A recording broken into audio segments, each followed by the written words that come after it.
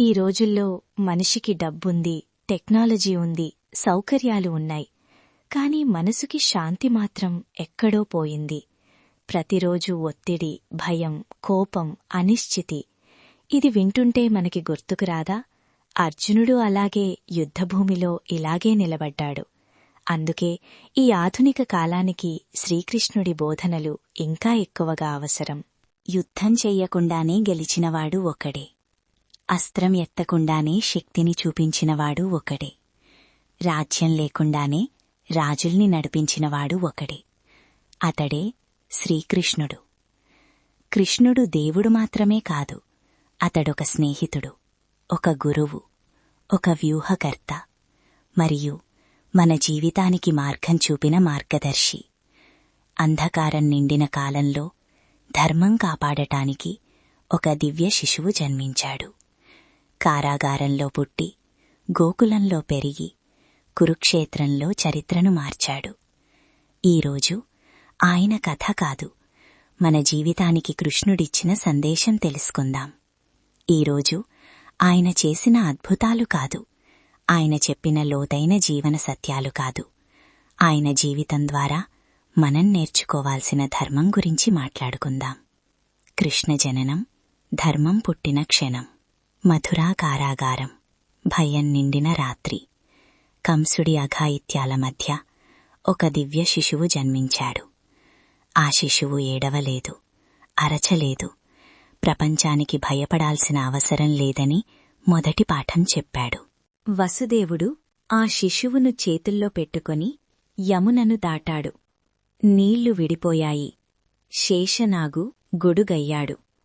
ధర్మానికి ప్రకృతి కూడా తోడుంటుందని అక్కడే కృష్ణుడు చెప్పాడు. గోకులం, సాధారణతలో దాగిన దివ్యత. గోకులంలో కృష్ణుడు రాజుగా లేడు, దేవుడిగా లేడు, ఒక సాధారణ గోపాలకుడిగా ఉన్నాడు. వెన్న దొంగతనం చేశాడు, ఆవులతో ఆడుకున్నాడు, స్నేహితులతో నవ్వాడు. ఇక్కడే ఒక గొప్ప సందేశముంది. దేవుడు అంటే దూరంగా ఉండేవాడు కాదు, మనతో కలిసి నడిచేవాడే దేవుడు. పూతన, చెడును నాశనం చేసే ప్రేమ. పూతన వచ్చింది, పాల రూపంలో విషం తీసుకొచ్చింది. కృష్ణుడు ఆ పాలనే తాగాడు, కాని విషాన్ని నశింపజేశాడు. ఇది ఒక లీల కాదు. చెడును ద్వేషించకండి, మార్చగలిగితే మార్చండి, లేకపోతే నశింపచేయండి. అదే కృష్ణనీతి. గోవర్ధనగిరి, అహంకారానికి గుణపాఠం. ఇంద్రుడు, తనకే అన్నీ జరుగుతున్నాయనే అహంకారం. కృష్ణుడు ఒక చిన్న వేలితో గోవర్ధన పర్వతాన్ని ఎత్తాడు. ఇది శక్తి ప్రదర్శన కాదు. అహంకారం ఎంత పెద్దదైనా ధర్మం ముందు చిన్నదే అని చెప్పిన సందేశం. మథుర, భయానికి అంతం చేవరకు. కృష్ణుడు మథురాకు వెళ్లాడు. కంసుడిని సంహరించాడు. ఇక్కడ ఒక సత్యముంది. ఎంత ఆలస్యమైనా అన్యాయానికి అంతం తప్పదు. ధర్మం నెమ్మదిగా నడుస్తుంది, కాని ఖచ్చితంగా చేరుతుంది. కురుక్షేత్రం, యుద్ధం చెయ్యకుండా యుద్ధం. కృష్ణుడు యుద్ధం చెయ్యలేదు, అస్త్రం ఎత్తలేదు, కాని యుద్ధం మొత్తం ఆయనే నడిపించాడు. అర్జునుడికి భగవద్గీత చెప్పాడు. అందులో ఒకే ఒక్క సారాంశం: నీ కర్తవ్యం నీవు చెయ్యి, ఫలితాన్ని దేవుడికి వదిలేయి. ఇదే జీవితానికి కావాల్సిన అసలైన ధైర్యం.